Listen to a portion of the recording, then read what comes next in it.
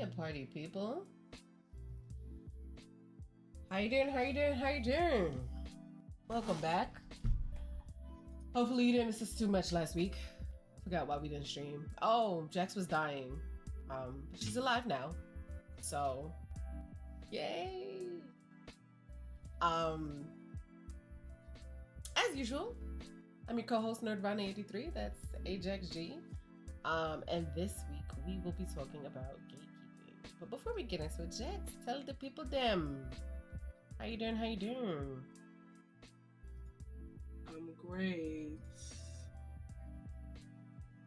Riveting conversation. Right. Riveting. It's not picking up my mic. Testing. Okay. All right. Still not. Okay, my mic was too far. All right, there we go. My week was good. I feel like it actually went by pretty quick.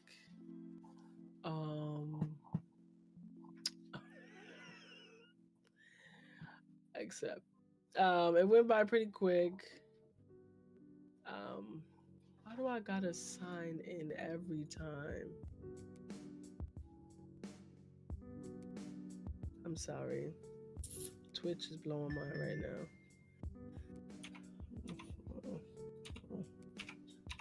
Okay. So the week went by pretty quickly. You know, we got to hang out Friday, and that was nice.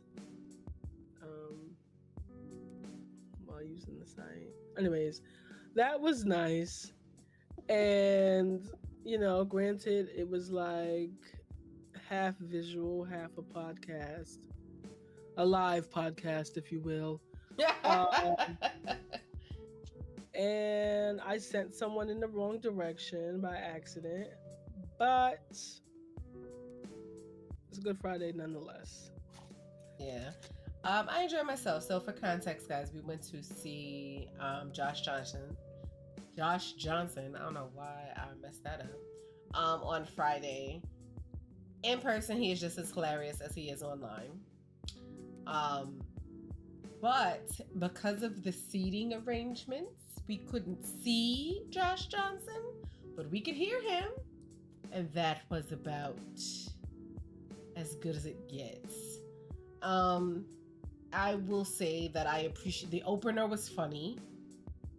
Typically, it has been my experience that oftentimes you'll have an opener that is not as funny as you. So it's just like, a chuckle. But this guy was actually quite hilarious. And then he had some performers called Flower Girls.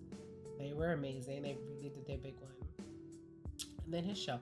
I do feel like it was a little bit short, though. I'm not going to hold you. Because it started at like 7:13 and was over by 8:45.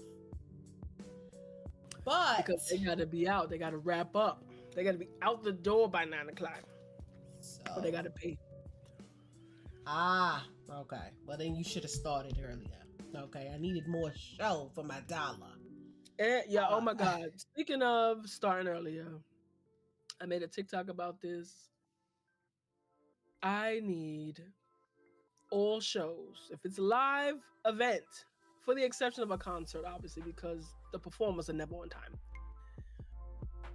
15-minute grace. That's it. The show should not be 10 and 15 minutes into the actual show and you coming in and sitting down. Because had the cutoff, because that's what it used to be. If you was late, especially on Broadway, I don't know what was going on Broadway sleep. They need to wake up. We was 25 minutes into Aladdin, okay? He was at the Cave of Wonders. He was about to enter. And then people come and sit in the seats. The show is on. It used to be you had to wait to intermission to then sit your ass down. Like if you was late, you had to wait for intermission. And if there was no intermission, you were cooked. No refund. SOL. Go home. Oh, well. I need them to bring that back. Because we would have been able to see the show clear as day. The whole show. Had these late hunchback motherfuckers ain't come sit in front of us. Unobscured view if they hadn't sauntered in 30 minutes into the goddamn show. And it wasn't like it was one of those things where we were being cheap and we was like, oh, we're gonna send it back because it's cheaper. Because the prices was like a $20 difference, I think it was, maybe 30. But when we went to the other comedian that we saw, we was up at the top and there was nobody around us. So I was like, in my mind, I'm like, it's gonna happen again. Okay. It's like, you know, at the bottom, we was everybody on the wanna be at same the bottom. page. Everybody gonna want to be at the bottom. Everybody gonna be on top of each other. People gotta go to the bathroom because people be drinking. I don't know how because the drinks is like $21. Girl. Anyways, it's just I need them to bring back close them doors. No, but I need them to bring back closing the doors and you can't come in and you don't refund. I agree. I feel like I would have had a much better viewing experience if it wasn't interrupted by people coming in late. That fucking flashlight, like. And then me, I'm gonna call him John. Me and John was leaning on each other because we both couldn't see. You can't see. I'm leaning on him. He leaning on this girl. I'm like, I'm so sorry. He was like, no, I understand. I'm like, and then the lady in front of me now, I could see. I don't know about Nerd's point of view, but if the chick in front of me sat her hunched back ass back, I could see. For context, she wasn't really hunchback, but when Jax is mad at you, she was hunching over, and her back was hunched. Yes, so but slouching and being a hunchback are two different things. So I want to clarify: we are not shaming anyone. We are not being ableist. She was not actually humpback. She just chose to slouch forward. And so when Jax is mad at you, she throws every insult that she can that is in close proximity to what you actually did. She kept sitting up and back like she had ants in her pants. And then she had the really strong N95 mask. Why are you sick outside? I respect Maybe that you she wasn't that. sick. Maybe she just didn't want to get, because the homeboy behind us had that bronchitis cough. Yeah, and then someone sneezed, and it was one of those like, so bad, like those sneeze. You hear the like you hear it spray. So it was. So maybe that's why. Maybe she was like, I'm fine, but y'all dirty. Could be, but people in there the science behind the mask is if everyone if we're all wearing the mask, you're protecting other people, not the other way around. The other way around. I digress. I mean, it does provide a barrier. It provides something, so you're not as naked to the elements. This is true. But if you breathe and air comes out any part of the perimeter of the mask, you're cooked. Okay? I'm sorry. Germs are microscopic. It is what it is. It'd be different if like it had to be a whole booger to go inside. A whole booger is crazy. But yes, I need people that are late to not be able to enter. Yeah, I agree.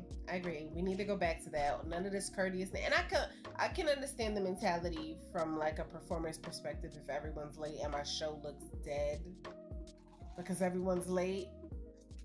But I still got the coin, so what it looked like and what I collected, I don't give a fuck.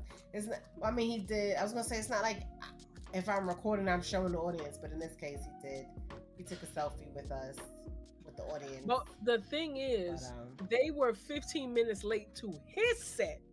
Like the starter started at 7:13. Yeah. And then they was late when Josh Johnson was, because he had 20 minutes. He had a 20-minute set. So and then the girls danced. They danced into Josh. Like, you were incredibly late. You were very late.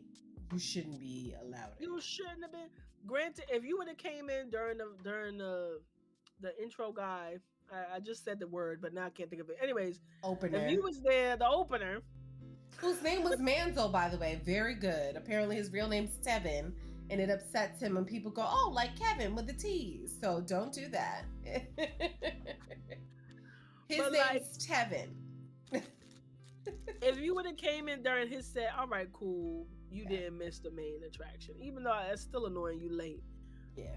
But you came 15 minutes into that. That set was 20 minutes. Into the the dance main was a event. calm 7 minutes, and then Josh came on. Yeah. So you was about 30 minutes late into past 7:13. So you walked in about 7:45 for a 7 o'clock show. You was already late for the late starting show. Like, I don't get it. So, but you know, we digress. We did enjoy the podcast. He's fucking funny. I'm sorry. Like, I feel like, especially now, there's so few comedians that can be funny without being offensive. Especially in this political climate. Not saying, like, I'm rarely, if ever, offended. I think I'm only offended if you're talking about, like, if you say, like, the R word, because I'm a special education teacher. So no, my kids already have a complex about that, so I'm very protective of that. But outside of that, I'd be like, if you're talking about an adult, fine. But if you say stuff that can impact, and I can name a child that would hurt, I don't like it. But I don't like it for the kid, for the most part. I see. So that's where I'm the opposite. The R word I'll let fly. Hey, Kelba. If you're talking about someone who is completely able-bodied, mentally able-bodied. But they're oftentimes talking about somebody who's doing something quite questionable, so you can't even tell. Like, there might actually be something. They're saying that, and that person might have actually had an IEP, and then that's why I'm like, it's not like they're saying it about freaking Einstein or who's a genius these days. I mean, but they're not talking about someone who is. Yes, they're talking about somebody who does something that doesn't make sense. That's oftentimes. Exactly, and it's not for like. But in doing that, in targeting a person that you already think you're an idiot, you could, like my colleague who I'm like, he's a fucking idiot. I can't say R because he might actually have had an IEP. And I wouldn't say R anyway because my kids already give them, I just had a student last week be like, I'm effing R. And I'm like, girl, no, we don't speak like that to ourselves. And she was like, no, but I feel very slow. And I'm like, I don't care how you feel. Feel your feelings, that's valid, but you don't talk negatively to yourself like that. And because I have kids that take these messages, they associate R with I'm a dumbass, and they feel like a dumbass, and now they feel like no, I can't do that to my babies. No, that's I get it. And for me, because I'm like, you're only saying that because you think the person's an idiot, and 9 times out of 10, you're not wrong. So in saying the R word, you could be talking about the very group you said you're not talking about. Because you don't know their life. But again, I would never call, like, people that are... you're talking about, like, severely visible. I don't even know what the word is. But if you're like Down syndrome? Yeah, like... But not even that. There's some people that don't have Down syndrome that, you know... But that's what I'm saying. Anyways, I'm saying, like, I don't see them as the R word at all, ever. Fair. So, like, when I use that, even those group of people, I don't consider them that. They learn differently. Like, that's it. They process the world completely differently. It doesn't mean that they are not smart. They're smart in their own vein. So that's why when I use it, I don't see it as, oh, it's a negative thing, because I don't think of them as that any damn ways. But the people... You just think in this moment they were being... Right. But then why can't you just say dumb? Why can't you just say that was dumb? Because it's certain things that it is just so asinine that the only word that describes it is that. Because Kelba said it don't have the same punch. Please. Right. That's what I wanted to say, but I didn't. All right. Drop us with a quick story time. Give us a situation where R was necessary.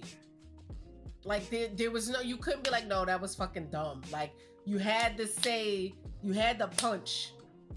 Give me a moment where you felt like, no, there was no other word to describe this other than that one. And while you tell a story time, I'm gonna run to the bathroom. I'm crying. that was her setup to get up. That's crazy. It was. I don't have. there's so many moments I can't even like. Okay. Me and my homegirl, we was walking down the street, and we all, now granted, we both, it applies to both of us in this situation, but more so to her. So we walking down the street, and these guys pull up, and they in a car, right? They fine as fuck. I'm not even gonna lie. So they like, oh, hey, beautiful, da da da, like talking to us while they like rolling in the car. And this ain't no janky ass car either. We both know you don't get in the car with strangers. You don't even consider it. So it ain't like, oh, come take a ride with us. Shorty gonna pull me over like, yo, this is a one in a lifetime chance. We should really do this. Like, let's get in the car. And I legit, bitch, are you crazy? We don't know what the fuck we walking into. Like, what? And so, and she really trying to convince me, like, yo, we gonna be all right. It's us who is them. I'm like, girl, we don't got no weapons. All we got is our keys. That ain't weapon enough, okay? We ain't have little things on our keys to protect ourselves. So that was the only thing that I could think of. And then there's 2 car incidents. That's one. 2?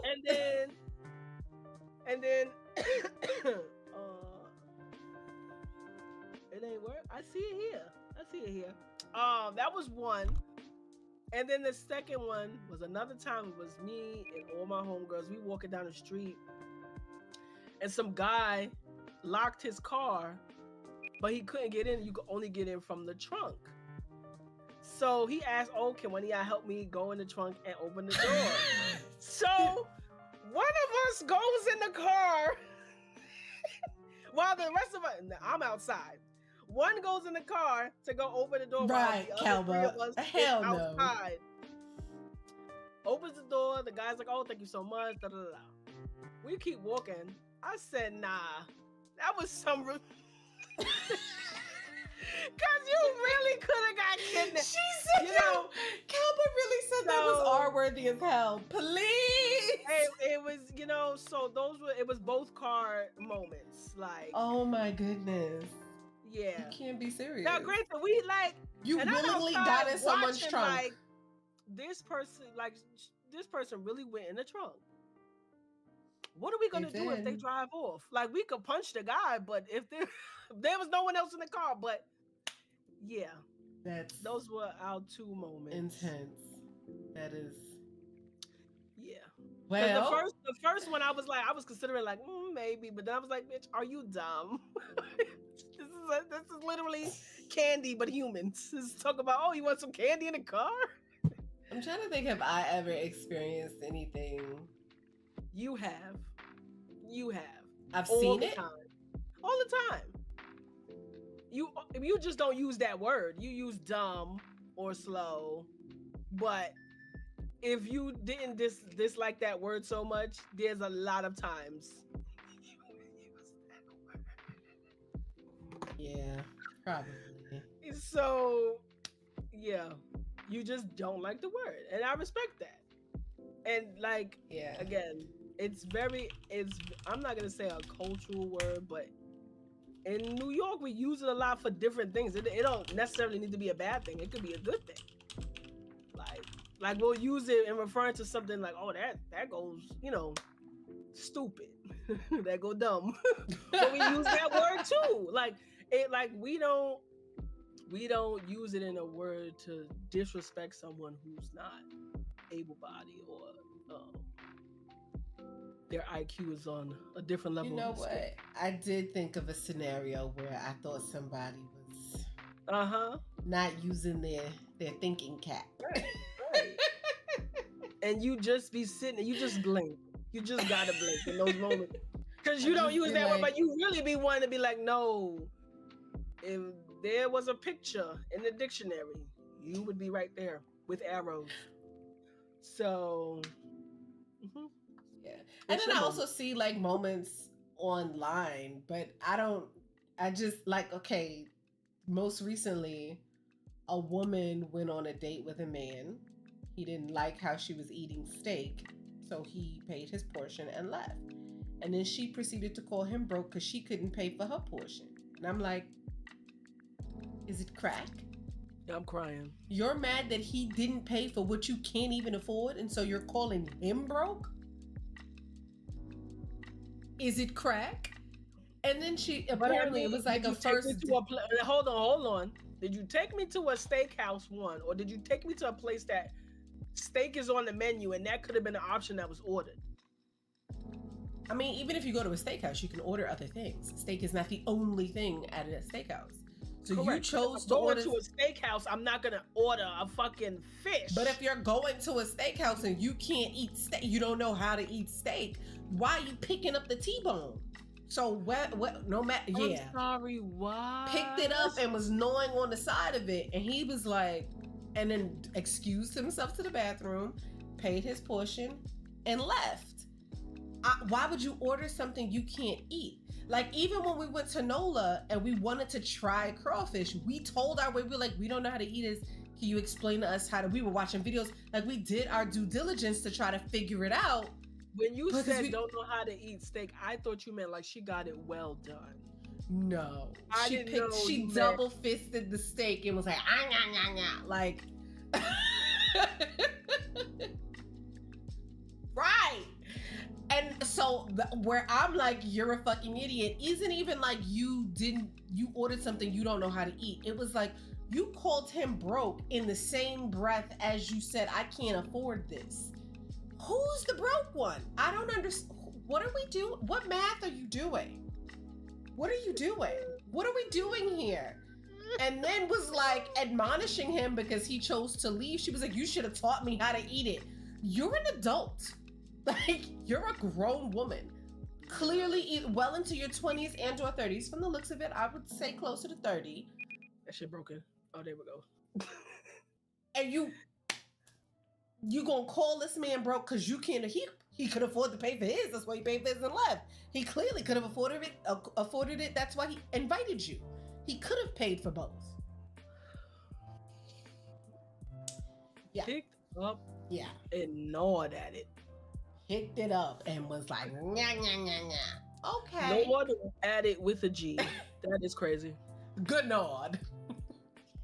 Now that's one I've seen online, and the only personal one that comes to mind is someone I used to know was offered a gig.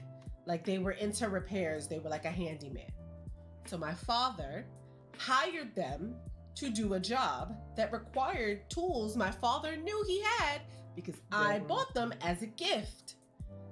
My father was like, I will pick you up from Times Square to bring you to where I live so you don't have to lug your heavy tools. And this person said, okay, and then showed up to do the job without the tools. And I'm just like, is it crack? I think that's my version of it. Is it crack? Because you had every convenient way to utilize the tool. You didn't pay for the tools. You didn't have to carry the tools. You just had to be on 42nd Street with the tools, and you was gonna get in a car. You said, I'ma wing it. And then got upset when you weren't hired back. Didn't go, like, and I'm explaining, I'm like, you did such a shoddy job. My father had to fix your work. My father could have done it. He knows how to do it. He was trying to give you a chance. And that's what you did with it.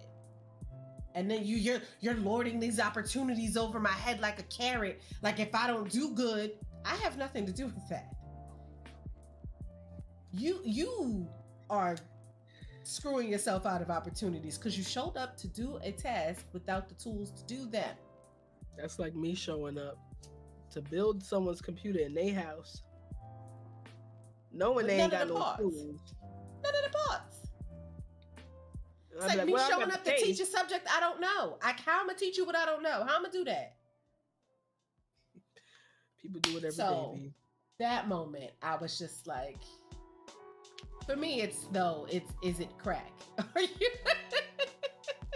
Arcane. I never say the R word. I'm always just like, what drug of choice are you utilizing in this moment that led you to that illogical, logical conclusion. Because it's logical to in his mind, I don't want to carry the tools, and I'll just find a way. Like, hadn't even preconceived and didn't even have a pre-planned thought of how to do it without the tools. Was just like, I'll figure it out.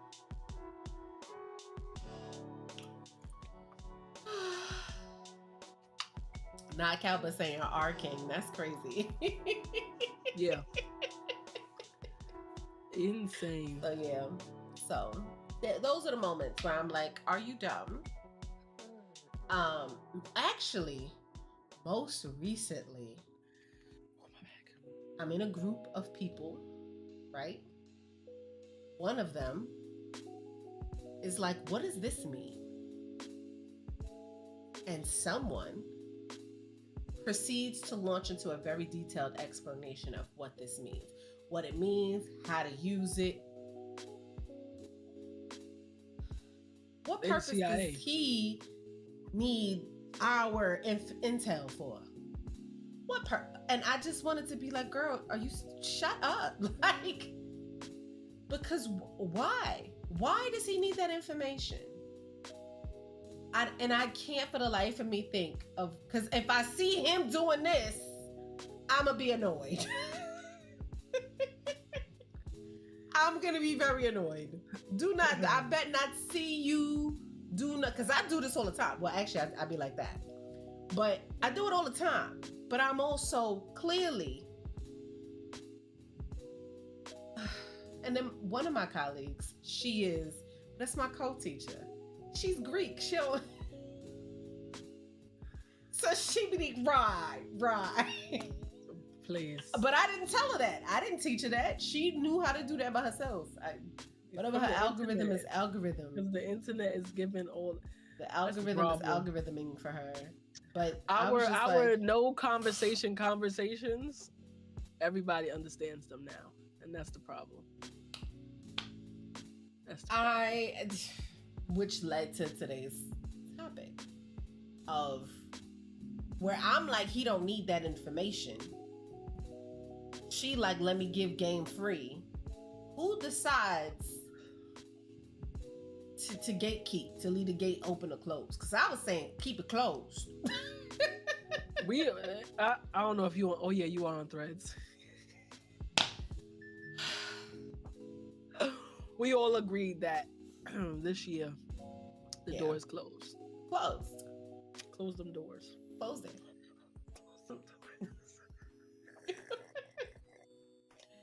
Yeah. Jesus, but no, really, like the door is closed. Because it's been open for too long. That's a problem. That's a problem. And I can understand if it was like Pride open, maybe, but it's not being it's like a revolving door at this point. It was so open that they thought it was Gen Z talk. Girl. That's when I was like, no way. Close them now. It was like, oh, you sound like one of them young kids. Fuck is you talking about? That's the most New York. Cause no, like that shit is crazy. I'm like, AA. We Gen Zing it up. But now my question, okay, so even before we talk about like who has control of something like that, my first question is, what even is it? When you hear that term, what comes to the knocking? Like somebody's like, oh, I'm gatekeeping this information. I think it's like you're just keeping it to the people that's behind the gate, like that already know it, or you putting your immediate circle onto it. Like, for example, because everyone knows now, but the L train on the last stop used to be wide open. Okay, you didn't have to pay to get on the train. All you had to do was get to that area. Okay, people did pay. I was people at first, and then I was like, the fuck am I paying for if the bus drive right up and it's wide open? And so someone decided, let's put this on TikTok. I ain't never paying the MTA. I ain't never doing this. They got gates on the whole outside shit now. I'm like us as a community in the Canarsie area in East New York, we knew. And granted, if you already took the bus, you don't necessarily have to go through the turnstiles because you got off the bus and you're in the fucking train station. There is no, why would you walk out the train station to come back? And that don't make no sense. Yeah. So it's just like if your community, like again, like the time when I be driving home from school and I'm like, yo, this whole block, there's so much no parking in New York that they all just double park in front of each other down the street. And I was gonna post it like, oh, this is funny, like parking is scarce, is that scarce? But I was like, no. If they ain't getting tickets and the people that they double parking in front of clearly, they all have an agreement, I'm not posting that shit. Like I thought it was funny because I'm like, yeah, but I'm like in the same vein, I'm like, no, if y'all not getting tickets, I'm not posting that shit. I'm not. Like it drives me crazy that they be honking like wild animals where I live because people double park. There's literally no need to double park over here. As long as it's before 9:00 p.m. There's no need to double park. So the fact that people do, I'm just like, there's hydrants. Just scoot up over there, go do what you gotta do, and come back downstairs. Like, it's just like certain things you need to, like, if y'all all in agreement in the community, that's it. Just stays there. Just keep it there. Like, fair.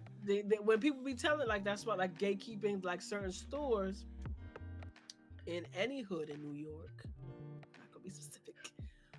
They'll let you get hot food with the, you know, they let you get the hot food. You're not supposed to get hot food.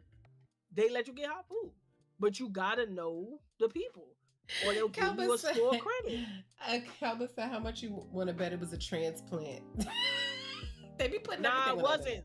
It wasn't. It was. He probably was in his 20s or something. But it was a kid. Like he was trying to be funny. Like, oh yeah, I ain't never paying the MTA cause and I'm like, no, you didn't. Like, it was just one of those like, y'all can't really want. Like, I understand the mindset of, oh, I'm trying to get to this bag. I want to be TikTok famous. But not everything I like that. is content. Not everything is fucking content. Yeah, and I don't know if they're losing recipes from the OGs, but keep your fucking mouth shut. She said, like, kids move with their parents. He could still be a transplant. I'm crying. They could have, but he wasn't given transplant. It wasn't. Yeah, and if he was, then shout out to his skills of adapting to our language. But it wasn't. It wasn't the amount of non-New Yorkers I see say things like it's dead ass, like I'm so dead ass, and it's mad brick, and I'm like, where are you from? It don't even sound right. Because you didn't say that like how we say that. That's so transplant complaining about our fucking bagels with cream cheese. Way so much. So another New Yorker, another New Yorker, like stitched their thing. He was like, I just moved here and I wanted to try the bagel, but it's so much cream cheese. And he was like, first off, respect the schmear. Alright?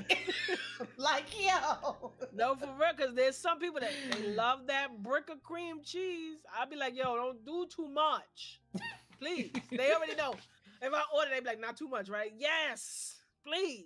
Unless it's a bacon and cream cheese. Then you put that whole shit on there. But the point is, yeah, people just, not everything needs to be on it. Like, this may sound crazy, but I miss the days that snitches get stitches. Like, shut your lip, be quiet, be scared, close your mouth. Like, well, they popularized snitches, so they make TikToks about, I'm not going to jail for you. This is correct. I am a civilian, but also, if you about that life, I may not be that much of a civilian. You know what I'm saying? You know, like, I'm just yapping. You know, I'm just saying words. Don't listen to me. Like, no. Oh my God. Well, when I hear the term gatekeeping, I definitely think that you are holding on to keeping secret proprietary information that will only be released if you choose to share it. Now, the gatekeeper can essentially change. It has historically. Gatekeeping was attributed to mothers in the 1940s and 50s because they were the keepers of the gate with regard to like the fridge. They determined when the family ate, what the family ate, things of that sort. So it stemmed from that.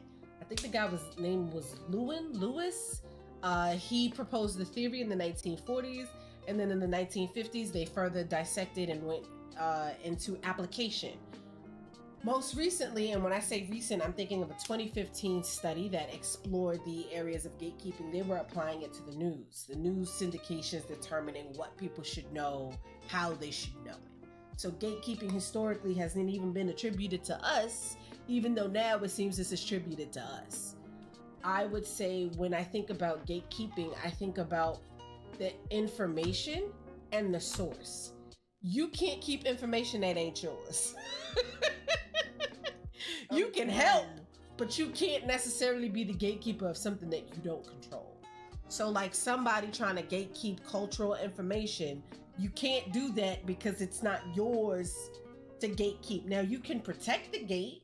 You could be the bouncer on the outside of the gate, but it's ultimately the keepers of the gate, the keepers of the culture in this context, that will determine what we choose to share. Because at the end of the day, if we collectively decide not to share it, you won't even know about it. Y'all didn't know what this was until we started telling y'all what it was. But other than that, y'all wouldn't have known. That would have been an us thing. This would have been an us thing. So... But I also feel like that came from the LGBT community, like the from the girls. The broken wrist goes crazy. I said from the girls. Is that? I still do that with my girls. Because they be like, yes, honey, from the girls. Correct. You see, I do something innocent, and then she be like, "Here's how it can be." Once you say wrong. The girls, once you add the W, I already know what you're talking about. The broken wrist go crazy. I'm animated when I talk sometimes. You know what? Now I'm not gonna be animated. Go ahead, continue. I'm listening. Animated. No, New Yorker. We talk with our hands. You just judged me for it. Shit, I just moved my hand. No, I'm holding my hand steady. You know you can't. You're from New York. Literally. New York neighbors like we literally can't talk with our hands. And I'm finna do it. Continue. Right. This way you cannot mock me. She gonna be like that. Boom. Ain't nobody mocking you. Anyways. But yes. I feel like the gatekeeper, it depends on, it's whatever you're blocking the knowledge from. Like, I ain't gonna hold you. One of my colleagues, when I was working at my after school years ago, she was a Caucasian lady that came on. She's dope. She's one of those white people. That's your white friend. She one of the good ones. I don't believe there is such thing as a good one, but yes, in theory. So she had put me on to the scheme of what they be doing, and that's when you be like, "Oh, I'm a scammer." I learned from the scammers. I learned from the scammers, straight from the horse's mouth. I was just like, "Oh, that's crazy." She was like, "Yeah, and that's how they do this, and that's how they do this, and this is how they get these apartments." And I was like, mind you, she moved from the middle of wherever the fuck, but and I learned that from her. I learned that teachers just be doing all types of some because I'm probably not doing whatever she's saying teachers is doing. No, you don't. But I was just like, really? Yeah. So yeah. I saw somebody's because they really be out here doing that and making sure that your children are educated. Your child learns. Yes. I saw somebody's TikTok recently where she was like, and now granted she was talking about her past. She was like, I really used to get in strange people's car and do all types of stuff, and now look at me teaching your kids, and I'm like, you gonna make them drug test us, child? I mean, I'm gonna pass. That was my question. I said, so they don't drug test? She was like, I'm gonna pass. I said, no, nah. they don't. I said, that's crazy. No, they don't. They do not. Because I was asked by people that ended up working for the DOE. And they was like, did they drug test you? I'm like, no. I got drug tested by Kmart. And she's drug tested by the city of New York. I don't do drugs. But I'm just like, imagine. I got drug tested to make $725, but I didn't get drug tested to make a salary. I didn't get drug tested to work with someone's child. Right. I mean, I guess because the way you get in is so like rigorous, the ideation behind it could be like, if you did all this schooling and took all these tests and you stayed cognizant, the likelihood of you being on something, we would have seen it then. Right. But I'm like, sometimes you don't see it. Like the dumbass that I work with, I don't see how they got this far. I had a substitute that was drinking a Listerine bottle. This is when I was in 8th grade. I will never forget the day. I'm like, is that a Listerine? And he's just sipping it throughout the day. And I'm like, I went home. I'm like, Ma, have you, people be addicted to weird things? She was like, really? I was like, my substitute teacher was drinking a Listerine bottle. She was like, oh, he's an alcoholic. I said, Listerine? She's like, yeah, it has alcohol in it. I'm like, but it's like 10%. She was like, they gotta get it. Enough. I said, no way. But even that's what, and the subs don't gotta go through as much as the teachers do. So it's really incredible that I guess the kids they are figure alive at the end you're of the so day stressed. With their subs. I guess they figure you're so stressed out. If you need to do a little puff, that's all right. I don't condone that. I don't do that. I don't participate. What you do in your personal business is your personal business. My only requirement is you don't do that shit in front of the kids, and the kids don't suffer for your personal activities. As long as it's not crack, meth, and heroin, it's my only requirement. I think it's fair game. Because I think it's hard to do the job high. Like how are you grading? How are you creating? How are you doing your job? And it's not like the teaching is from 9 to 3. Like you get off work and you still work. So it would be so difficult to maintain that ruse. And maybe that's why, because they're like, we would see it. It would be quite out there. You wouldn't be able to do your job. You wouldn't be able to do it well.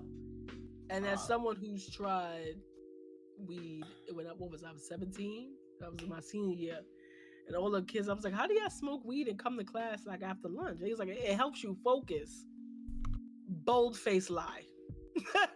I tried that shit and I was like, no, I can't focus on a damn thing but my breathing because I think I'm about to die. Focus on my breathing is crazy. But like, again, as you get older, I'm assuming you learn how to, how much to smoke. Kelma said truth. As a kid, I was just like, and then, the one bad trip I had, I was like, I'm never smoking this shit again. Not eating it. Now, I did smoke it again on my 23rd birthday. But that was because my friend that doesn't drink drank, and I was like, all right, I'll smoke. Fair. Calba said everyone's brain is different. Everyone's brain is different, so it probably does help them focus. But I was just like, no. And then I almost died. So I was like, I'm good. It could have been laced. I don't know. Also, I learned later on in life you can overdose on weed. So it could have very well been. I didn't even know that. You can. That's because your body hasn't filtered it out all the way. But like, if you keep smoking. I've never. Has anyone overdosed historically? Mm-hmm. I've never heard. I have. I am living proof of that. Shorty said, "I is me. I is proof. We are the proof." Like, and actually, even Calba said that it happened her.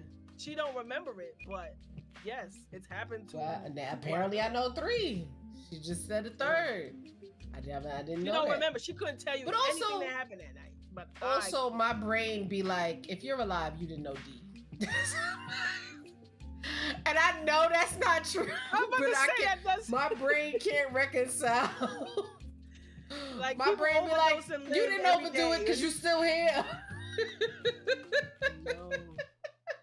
I like a cute little contact high. I'll do that. Like, my friends can smoke Yo. around me, but I cannot put that shit to my lips, pause, and smoke it.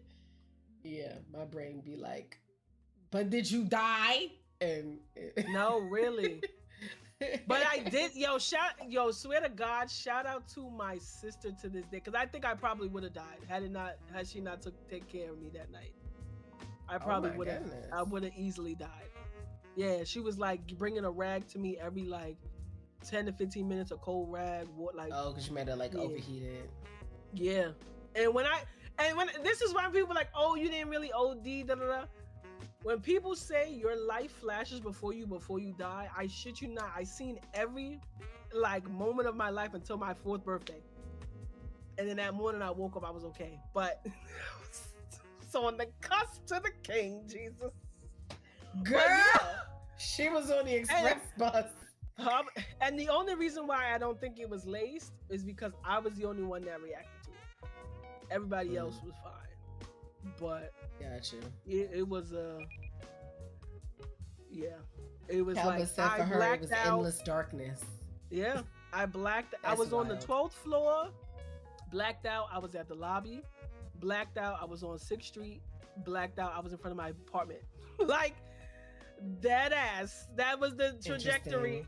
And then that night it was just, please. The only narcotic I have ever partaken is alcohol. Yeah. And even then, I get my 1, maybe 2. It was only one time when I went past that because I was with a friend and she knew the bartender, so they were free. But even then, I remember that night clear as day. Like I remember it was a bar on 34th Street in that area. We had, what was it, 4 drinks and 7 shots? And I was fine. And she had to be like, step to kind of walk herself and I was like, girl, are you okay? I'm fine. And then made it home. That's why I It drank. was fine. After that, I was like, because drinking was my thing of choice. And after that, I was like, yeah, I can control drinking. You can't control this weed shit. Oreos are my drink of choice. And we're talking like drinks though, like just a plain old Arnold Pullman's my drink. Like I'm not a drinker because I've also seen not only can like alcoholism and drug addiction be like genetic. You could be genetically predisposed to be addicted to that shit. But I've just not seen people have a good time in those situations.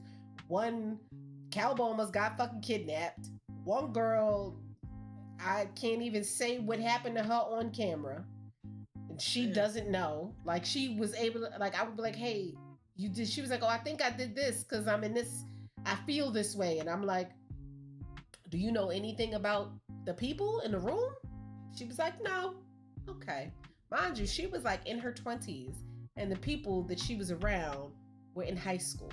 So I was just like, oh, I don't like that idea. I don't like the idea of a drink not forcing you, but allowing you to like throw caution to the, like you quite literally just stopped thinking and just was responding. And I'm like, I don't like that. So it's like, I'm very good at living through other people's experiences and being like, that's enough slices for me. I don't need to do, you told me what happened to you, I'm good. And so I very much don't need that. And then people are like, oh, I needed to have a good time. Then you around the wrong company. If you need to be drunk to enjoy yourself, you around the wrong people. Cause I be sober as a motherfucker around Jax, cackling. Jax on Friday was like, I just know I better laugh and get my ab workout in. And we wasn't even at the spot and we was cackling. We was cackling the whole time. So you just need better company. If you feel compelled to be drunk or high to escape your life, change part of it to make it more enjoyable. That's easy. That's easier said than done. I mean, I'm saying you can change the people you're around. Clearly, the people you're around are fucking draining you. So get people that don't drain you. Sometimes you can't cut those people out, but you can add. You can add to the ledger. You can fill your cup. It don't be people. It be life. I mean, sometimes Like, we people make it more life enjoyable. right now. I'm just like, Yeah. Talk about something. I don't know. Earth sucks. Girl. I'm like, the whole of Earth? The countryside is fucking beautiful. Waterfalls, beautiful. Earth is beautiful. It's the people on it that make it questionable. I make sure everything is in order. All my affairs is in order. Please don't piss me off. You are saying this on a recorded line. I'ma clip it. Gang. I'ma clip it and send it off. So let me ask you a question, because we did talk about like what information can be gatekept, if you will. I'm sure that's not how you do it. Like, I think I mentioned specifically cultural information is oftentimes earmarked for being gatekept. Is there anything that you would say, like, what qualifies as I could gatekeep this versus I can't gatekeep that? Like, that's not something that could be like gatekept.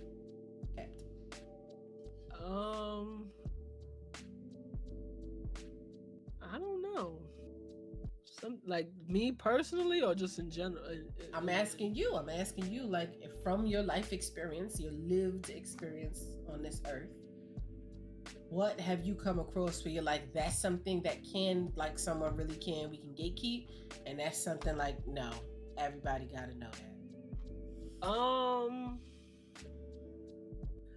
I don't know, because a lot of things that I learned is like loopholes, and if everyone knows the loophole, now they'll close it. Plugged. Like, so if you by happenstance get in a situation and you need this information, and I know you're not gonna go tell everybody, then I will be like, oh, I understand you're in a jam right now. Here's some steps for you to get X, Y, and Z. Like, people were like, oh, how do you get into like affordable housing? There's ways to get the application, fill it out. Right. There's that. And then I was like, but there's other ways that can help. And once you're in, it's easier to get accepted for other ones.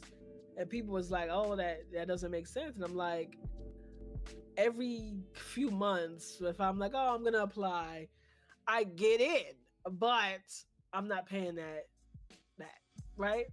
Or like when people need to know like how to get around certain, or like not even certain things, like, oh, how to get certain jobs and opportunities throughout the city, like all like free things where you can learn this shit. I'm gonna put people on because it's fucking free. Yeah. Like, even if I paid for it and then it eventually became free, I'd be like, damn. But hey, like, for case in point, obviously CUNY, it's not something to gatekeep, but it is now free for anyone between the ages of 24 and 55. And I'm like telling the entire world, like, get the fucking free degree. Yes, I paid for mine, overpaid because I didn't finish properly, but I could have went to CUNY completely free had I not fucked up. Caveat, like, you can't have a degree already. You can't, but I would have gone back. You can have an associate's. You can't have a bachelor's. So if you have a 2-year So this don't apply to me, and I'm salty about it. Well, listen, somebody else's taxes helped me get through school and flunk out. It's crazy. So if my taxes can help someone else pass or flunk out, I'm gonna pass it down. Like, I don't have a problem with people going to school free, so I'm sharing it left and right. I don't like, that's not something I'm gonna gatekeep, because not everybody know. Like, yeah, you hear it, but you don't know. Like, sadly, people don't know how to Google. So when I posted it on my story, they was like, "Oh, where you get this? Where you get this? Where you get this?" Mind you, I posted in my story, and you can put links on Instagram stories. I put the link. Nonetheless, when people DM'd me, I just sent them the flyer, like flyer and the link, because I'm like, maybe you'll learn these skills in college. Maybe. So let me just help you Potentially. get there. let me I let me mean, help I you guess get there. to that point, though, I would say that anything that is educational, I wouldn't gatekeep. But there's some people that do like that. My one thing that it was gate kept by, I guess, the elites or whatever the fuck, or the wealthier. That let's say you lived in a two-parent household and they weren't married. Most people, like us, we would put both our parents because they're alive, they're well, they're paying bills. But my college counselor, she put us all on. She was like, if your parents is not married, put the lower income one. Put the lower income one, and you're gonna get scholarships or list and almost a full ride. Put it on there. And we was all like, they was like, oh, she was like, put that so you can get the free application for when you apply to SUNY, when you apply to CUNY, and you get free for the Common App. Do you know how much college applications are? I don't know how much they are now. But then they were $75 a pop. I don't know what they are. They might be 100 now. Fucking 85, 90. They were $75 a pop. I got to apply to. Now you pay once because the Common App, they all can see it. Word? That's what one of my kids The Common said. App, you could get, but it was like 2 or 3 schools would cover, and then the rest you had to pay. Yeah, like even though it was all on one application. She paid once and she applied to like 4 or 5 schools. That's what she said. I was able to apply to 6 SUNYs, 6 CUNYs, 4 SUNYs, and then 4 or 5 private colleges or whatever the fuck, all for free. Like, I was in communication with my dad still, so I could have put both, but she was like, no, they not married, it don't count. I said, wow. So like, again, a lot of schools, she was a dope ass, yeah. She was looking out for her people, but she also was looking out for the rest of us. I will say that. But she definitely put us on to game of how to get into college and all of this and like what to do. She made sure we knew about the college fairs. Granted, only a sprinkle of us went, but she made sure everybody knew. And she was putting people on to like trade schools and shit. But see, that's like, what I'm saying. That's education. So it wasn't being kept. But like, because even when I was applying, my counselor was like, put your mother, girl. Your parents ain't together. Put your mother. Right. But not now, all unfortunately for me, my parents were married, but only one parent had an income, so I still got help. But she was like, put the, because I was like, they're not, she didn't ask the right question. She was like, are they together? And I was like, no. And then I'm filling out the paperwork. And she was like, why does your mother have your father's last name? And I was like, because they married. She was like, girl, you didn't ask me if they was married. You said, are they together? Please. I didn't know. You got to be specific. But I would say, at least for me, anything educational shouldn't be gatekept because we need education. That's the one thing that we need. And I think if we are both from the same culture, be it this one, whatever, even though I don't know what this culture would be, but if we have the same culture, cultural information shouldn't be gatekept from one another. But I think if you're not part of this culture, mind your business. Stay over there on that side of the road. I will say, as much as I think that education should be gatekept, I do find it a little uncomfortable when knows a little bit more of Black history, not than me, but like than the average. That feels uncomfortable because while you know so much, what you doing with all that information? I may not be a part of this, but I will say this and I will stand 10 toes down. They should have never let nobody that's not Black into any D9. And that's all I'm gonna say. Because that it may sound crazy, or HBCU for that matter. Because we had to have those schools because we couldn't go nowhere else. Don't you continue to advocate for segregation? That's wild. To be fair, the That's last a school that was conversation for a whole. That's segregated, a whole nother soapbox for me. But the last school that was segregated, they fought to remain segregated. They lost that fight in 2016. So right, yes. Because why do you want to come to my school? Why do you want to come where my people at? And then what kills me is people be like, y'all need y'all own stuff. We had it and y'all burned it down. Yeah. Burned it down, drowned it, turned it into a Put fucking Central park Park on top of it. Like, yeah, you know what I'm saying? Like, come on. Again, I fully believe that HBCUs and the D9 the D9 especially should not allow anyone that is not African American in it. Does that include someone who is West Indian? Or African? You see how sticky that gets. I didn't say. You said African American. Diaspora. I said them people. I'm very specific. You said no. You said they shouldn't let anyone in that is not African American. End quote. African American is very specific, which means. Well, if you African and now you in America, are you not African American? No, they would argue that they are still African. Oh well, then I knew a guy who was that's born, where they at. Then that's born in Nigeria, still spent every summer in Nigeria, but spent his school years here. And if you asked him, "Oh, what are you?" I said what I said, and he would say, "I'm Nigerian." And I said what I said. So, and this is not to have a diaspora war. But they sometimes, not all of them, and when I say they, I'm not saying every single person. Let's have some discernment here, people. They tend to think that they're better than us because we had all this time here to do whatever. But again, if you go into some history about New York real estate, because a lot of Caribbean people owned their houses here, they were getting loans in spite of us. Like, it wasn't like, oh yeah, because you're coming to America, here you. No, it was like, oh, we don't want to give these good shit, but we'll give you shit. So you feel like you're the better black. But at the end of the day, you get pulled over. They're not gonna ask you where you from. And if they do, oh, you from Trinidad, never mind. Right, like, short of you looking like passing before I say something offensive. Short of you you looking like you are not from where you from, then you black.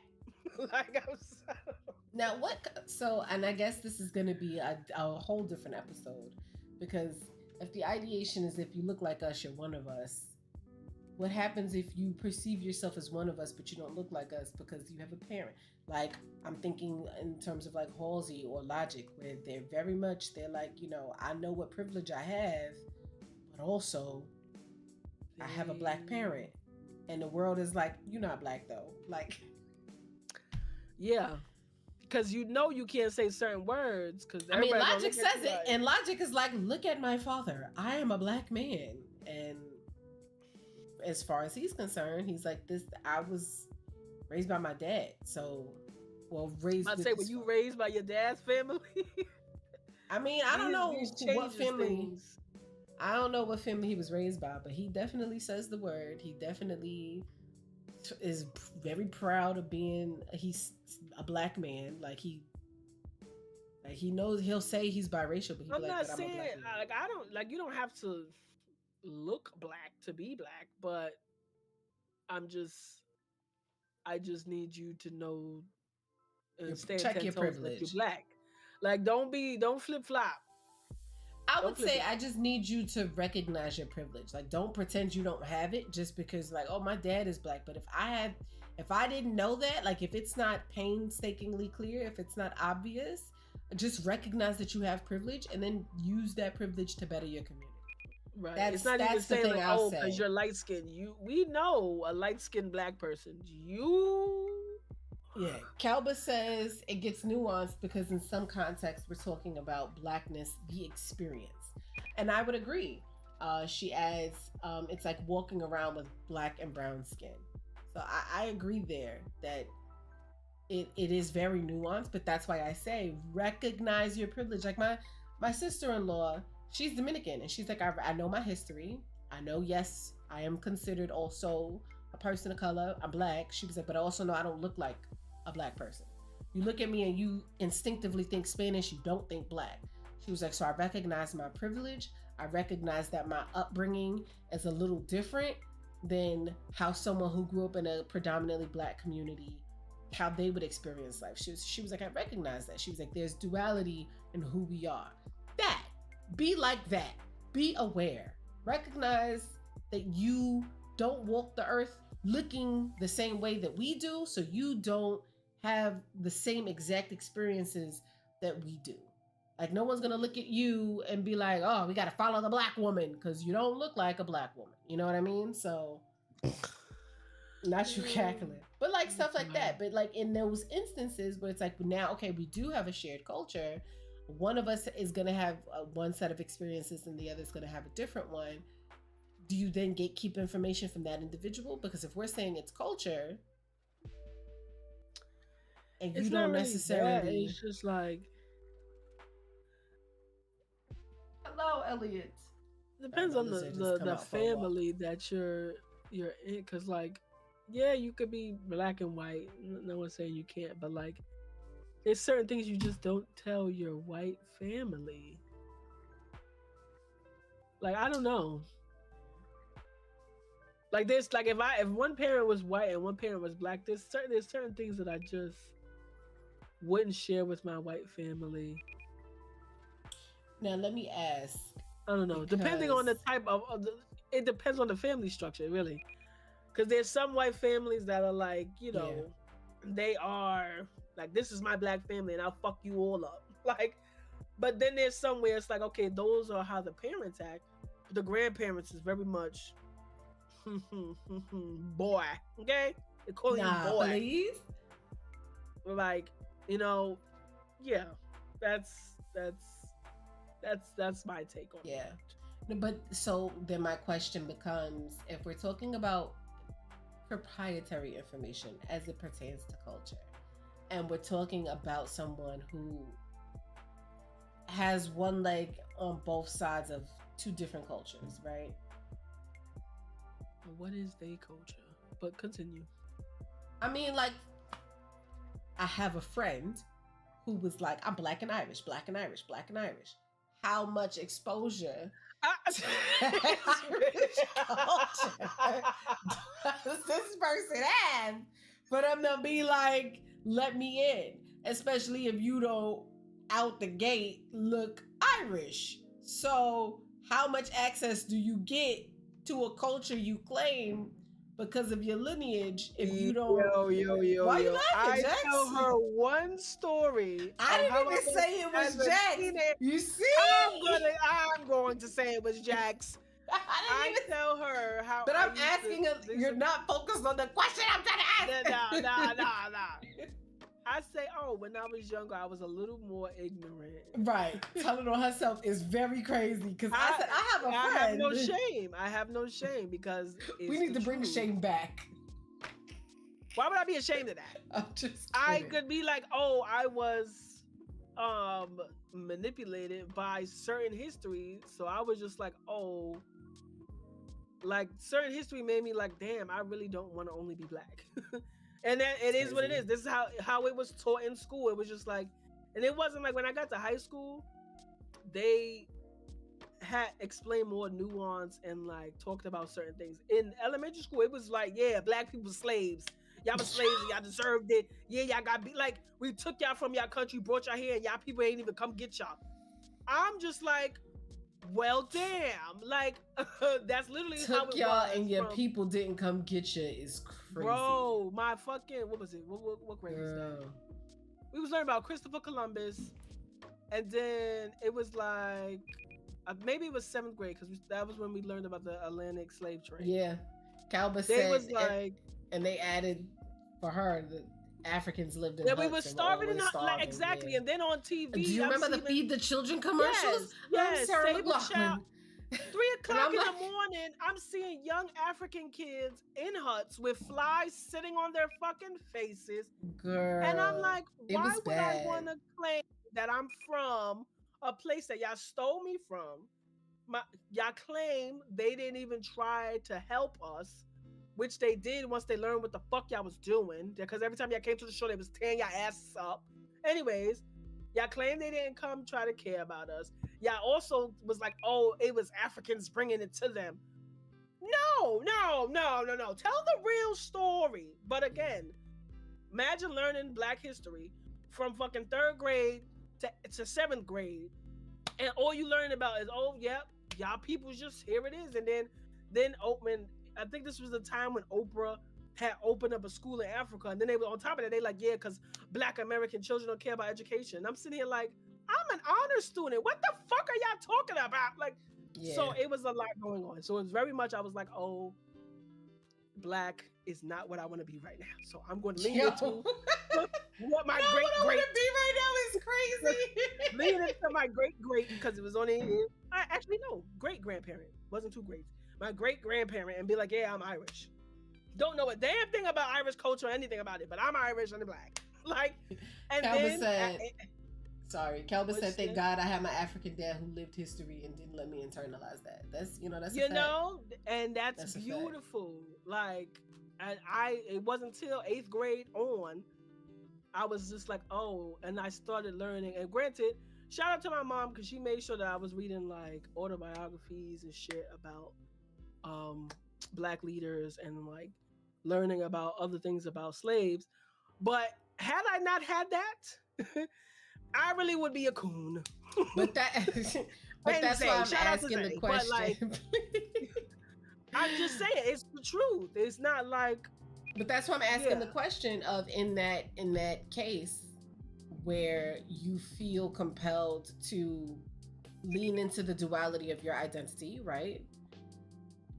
How much access do you get to the culture that you don't look like?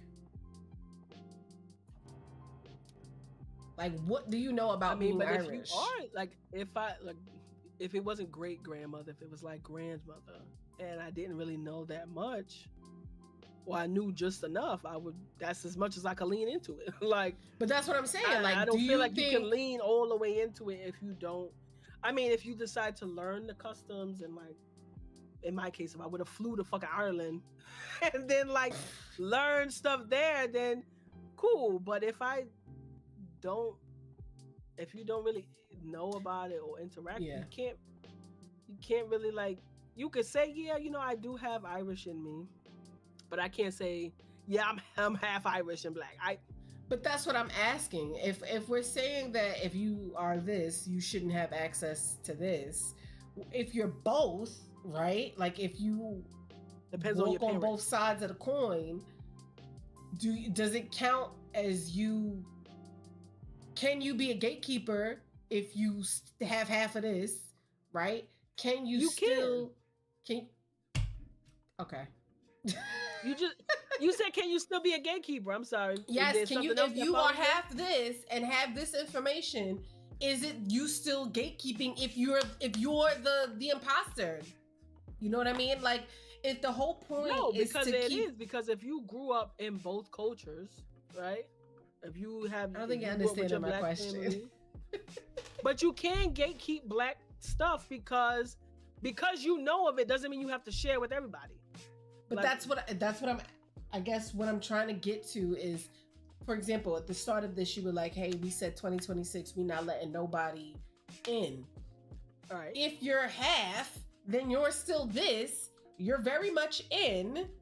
Does this count as like, oh, we broke the rules because we let a biracial in, and now they get you get what I'm trying to say? Like, yes, because you trip up. We on live, but yes, because you are a part of that. That's what I'm saying. It depends on if you grew up with both sides of the family.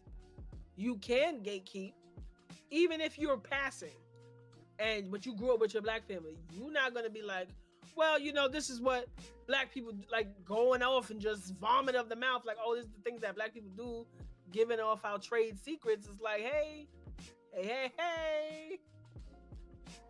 You're a double agent. You got to go. But that's what I'm saying, because I'm like, if we collectively agree, like, we're not letting anybody into the culture if they're not already part of the culture, and then we have somebody that's in the culture but plays for the other side too, then are we still keeping the integrity of what we're saying? That's what I'm saying. I'm saying if it depends on how you grew up. If you grew up with your black family, you're not going to just be vomiting of them out. But if, like a lot of people say, it's very different when you have a black mom and a white dad versus a white mom and a black dad. Sometimes the way that you are taught and grow up is very different. And even the biracial kids, I don't see them that much on TikTok anymore, but biracial adults talk about the trauma of having a white mom and by happenstance not even interacting or barely interacting with their black side of their family. Like, they're traumatized throughout their whole life and they really don't want to be biracial. Like, they don't want to claim it, but that's what they are, because like they are treated as the little N-word, if you will, or of the family. Like, literally the black sheep, even if they're not dark skinned. Like, that's what I'm saying. Like, it depends on how they grew up. Yes, they can gatekeep or be inside of the gate if they're not just like, oh, I'm black, but I really grew up like this and I don't see color. Those bitches is untrustworthy. Like, I'm sorry. But they're black, so do they get access to the information, or do... If you say you don't see color, no. And I'm not saying like, oh, love is not love. You can love whoever you want. You could be with her. But if you are a person that be like, oh, these things happen and I don't really see color. You just wrong place, wrong time. If you always got an excuse, if you are the devil's advocate all the time, you got to go. Jack, so you're not the devil's advocate? Not for those people. Let me be very specific here. Elvis said a black mother wouldn't let her kid and grow up not seeing color. That's facts. Right. Because even if the child is a fairer skin or even passing, they especially if it's a son, they have to have that conversation. That conversation has to be had. Yeah, I would also argue it has to do with the main parent that you interact with. Like, I had I grew up with my dad, and so I'm thinking about, like, if I had been, let's say, biracial, like if my mom had been white, it wouldn't have impacted me because I grew up with my dad. So I think it has to do more so with the parent that you interact with most. Like, my nieces, I'll never forget, one of my nieces said in the car with both parents, I'm not black, I'm Dominican. And the mom had to correct the kid. She was like, I'm not black like dad, I'm Dominican. And the mother was like, no, you're black. You know black is young? But she, like, in her mind, she wasn't even thinking on that. Like the shade. Yes, she was like, I am not daddy's color, I'm mommy's color, so I am Dominican. And mom was like, not having it. So I'm like, it also depends on the parent that you interact with, you connect with most. Not necessarily with who your parent is, but more so who you bond with.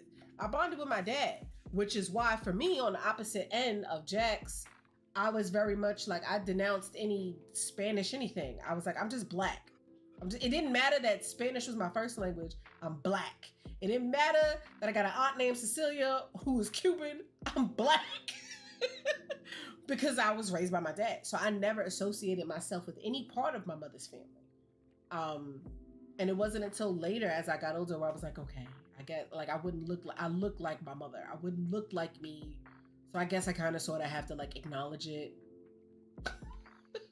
But in my brain was very much like, no, you from Harlem, you black girl. Like, and I also recognize that the world looks at me and doesn't see Spanish. They look at me and see black.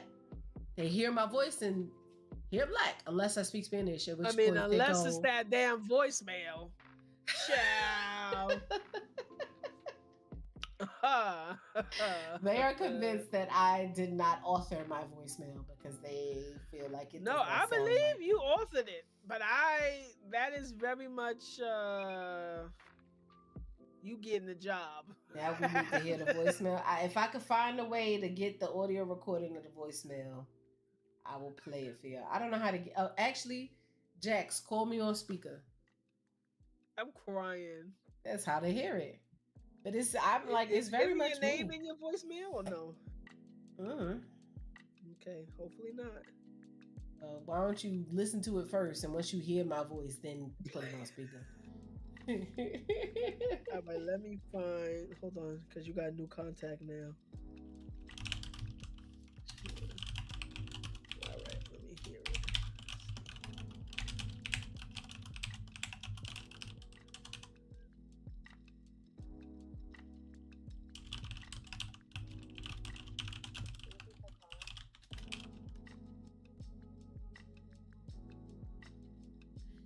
She's pre-testing.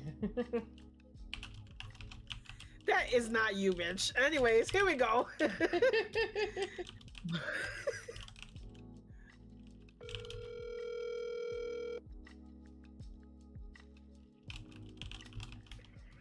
Thank you for calling, and I apologize for missing it. But if you leave your name, your number, and a brief message, I will be sure to get back to you at my earliest convenience. Thank you, and have a great day. I say that all the time. Now, who the fuck is the ex? I'm very much channeling sorry to bother you there. I'm just like, thank you for calling, and I apologize for missing it. But if you need your name, number, and a brief message, I will get back to you at my earliest convenience. I literally change the position so that my voice sounds different. It doesn't sound like me.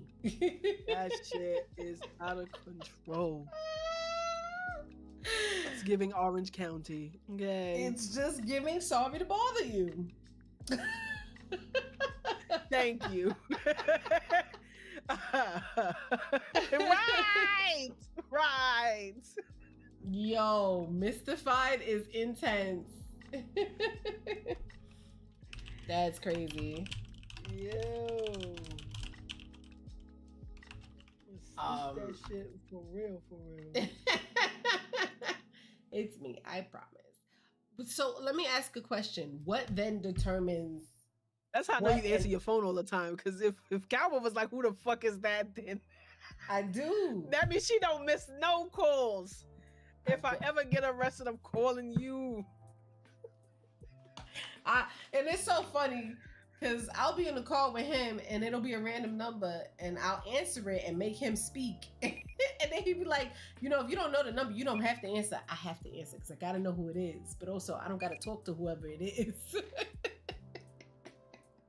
That's how I always get caught up talking to people I don't actually want to talk to. But I hang up. I just be like, I'm not interested. Have a good day. Click. Yeah. I don't even talk. I'm not going to AI my voice. Fuck that. Well, I have so many different voices. You don't know which one to get. So GG's. So what factors would you say determine what and how much information should be shared, kept? Because we say, like, for the culture, keep it to yourself, but then we'll also, like, learn Black history. So how much and what? Learning Black history and being in our certain cultural aspects of us, they can be separate. You can learn our history without knowing our culture. Isn't part of the history the culture? Not all of it, no. Like, if you learn the history, you can understand the history of, like, the culture of why we have cornrows. You can learn why we use scarves, right? And granted, I learned about the scarf shit when I was learning about what was that class? It was like intersectionality or some shit like that. I don't remember, but I learned so much about Haiti. I had learned it wasn't even a history class. Anyways, but you learn why we wear scarves. You learn why we eat, why Southern food is Southern food is Southern food. Mm-hmm. You learn why we like our food well done Like there's certain things that you can learn without learning all of our culture. Calba said, Yes. I think when it's our intellectual and or creative ideas, shut the fuck up before they steal it. Don't say nothing. Absolutely. I But feel there's like certain cultural aspects that yes, they need to, that during their history knowledge they'll learn about that, but they don't need to know certain things. but then how do we have cultural appreciation if we don't let you in on said culture? Like, and Well, that's what I'm there's saying. Certain things that we allow you to that you learn with But the that's what I'm history. saying. That's the You can question. appreciate How that part. much? That's it. So only the history, not our contributions, not necessarily our music. That is history. Our music is history currently. Yes, because of the Like day not Beyonce past. is current. She's not history. She's here She's right current now. and history. She's Huh? current and history. But that's what I'm saying. Like, if we're saying don't get access to the culture, that means you can't listen to our music, you can't eat our food, you can't enjoy our art, you can't participate in any aspect that has cultural meaning. Beyonce does nothing but create cultural art pieces. That's all she does. I didn't say that they can't have So- access to that. That's what you. I said the things that they Yeah, learn that in shit, Elliot. history. I said the You're things not that learning they about learn Beyonce in history class. There is actually a class. I think it's at Yale. I believe it's at Yale. Yes, there is. Yes, there Yes, is. There is one. Calvin said I we swear to hesitate to God, give I was access. talking about it on the internet I was like, oh my God, this is beautiful. But right, like Calvin said, we should hesitate on giving them access. Like we created the fucking banjo. But all of a that's sudden the it's there. question. How far into the door how far into the gate do we let them before we go out that too far? The gate is open for them to see all the shit that they stole. They don't need to see the shit that's being created. Bro, shit, I tell you, shit you not, had those transplants not brought they funky ass down Flatbush Avenue and had some good ass oxtail, there's no reason. There's no reason. Then they get into turkey neck bones and shit. Now, like, I didn't even, again, granted, I don't cook with, I eat the food that's cooked with that, but I don't really know how to cook something food like that. Okay? I'm from up north. Anyways, like, I'm from up north and I was in the, yeah, but your family's from the South and you grew up from Southern culture. Please. Anyways, I was in the supermarket and the lady was looking to, like, I guess she was making collard greens or whatever the fuck, and she was trying to get turkey neck bone. And she was like $13. And I turned around. I said, excuse me? That turkey wings is mad money. Like, things that we enjoy, once they find out, oh, it's this low and this is what they was eating, now everything is fucking high as dog shit. Okay? High as dog shit. The way you put that sentence together, child.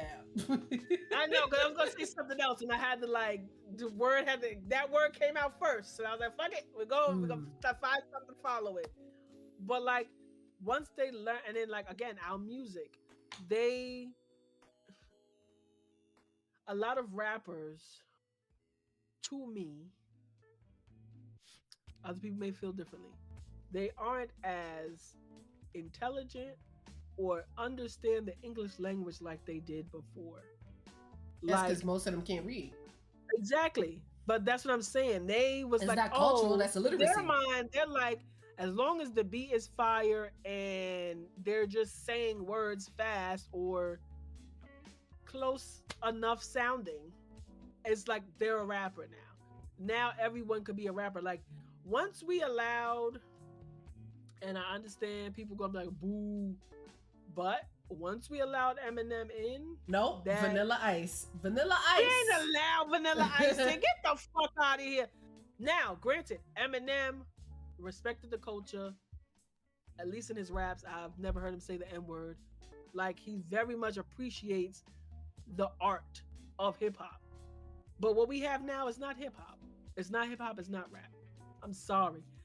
And it's bad, like, it's really bad. Like, the only ones that's really doing it, no shade, the ladies is holding us up.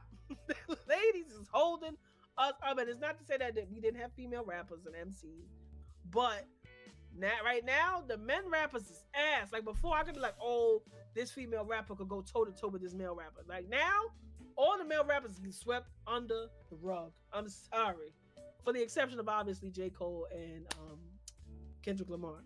But the other ones, the new ones, I'm sorry. I'm sorry. So I can't even hold a broken candle to them.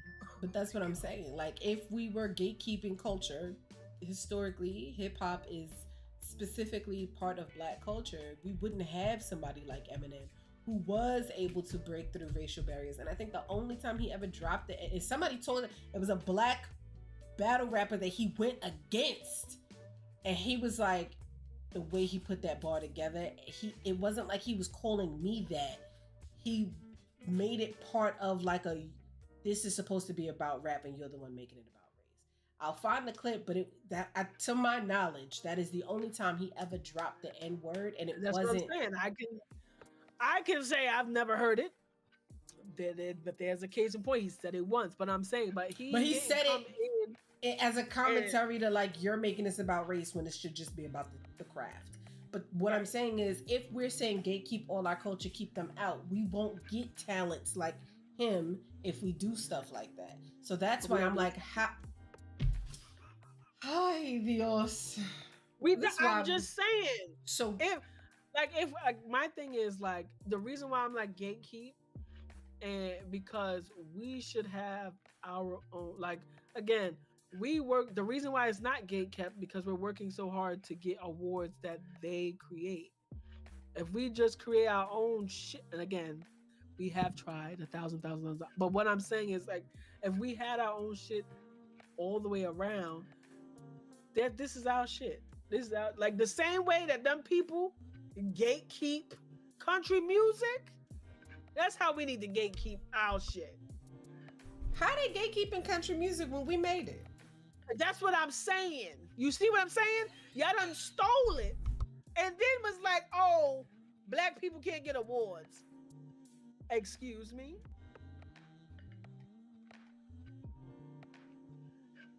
I'm confused. How Elvis, the king of rock, and we created, like, I'm just trying, you see what I'm like, that's why I'm like, there's just, you should know as much as y'all motherfuckers stole, and going forward, nothing else. That's it. And at this point, it done been everything. I think for me, if it leads to the progress of the people in terms of, I would say art and creativity is the closest I'll get. Like, you can learn our education because you should know history. Black history is history. You should know that. I would say I don't necessarily think we should tell you how we create, but you can enjoy our creations. We're not giving you the sauce on how to make it, but you could taste the sauce. You can't make the sauce. If you try to make it, you would be making your own brand without our input. That's as far as I go. Because like, even in M's case, it wasn't like somebody taught him how to rap. He already had the skill, and he was moved by what he already heard. But if he'd never heard that, that doesn't negate the fact that he wouldn't have still had the skill to put words together in that form of fashion. Like Lady London was like, words is kind of my thing. Like, I love words. I like, same here. Like, I love words. I don't necessarily rap, but that doesn't mean that if I didn't practice, I couldn't do a thing. Like, I think that the core of rap is your ability to put words together in an eloquent and beautiful way. Tupac was doing. Like, we had so many greats that were saying some shit. T.I. does it, you know what I mean? So that's why I'm like, they'll just take words and make beauty with it. But they're doing that with English, and English isn't ours. You know what I mean? So I'm like, where do we move the needle of like sharing versus look but don't touch versus you can't even see it? I don't know. And that's why I'm like, it gets a little hard to determine. Like, they just be stealing our shit and then be like, oh, but white culture.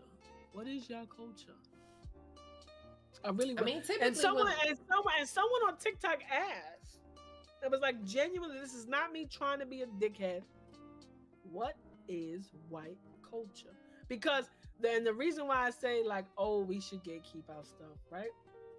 I don't know what like competition this was or whatever the fuck, but everybody came out in like a cultural outfit.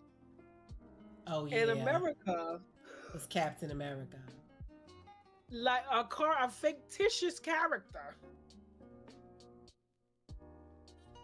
Even if you came out in a fucking bald eagle outfit, like, but like, my thing is, America consists of a whole bunch of cultures.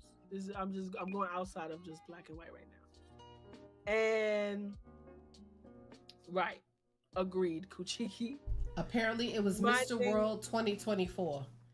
He came out dressed as Captain America for the national costume set. I feel like you should have wore like a uniform. You know what I mean? Right, like, you could have worn a military uniform, because that's all we do is blow shit up and fight. But I'm just saying, listen, when you learn about American history, you're like, Jesus Christ, when have you had a moment of peace? But, or let any other country have a moment of peace. But my thing is like, yeah, they'll extract from us and be like, oh, this is American awards, this is and that.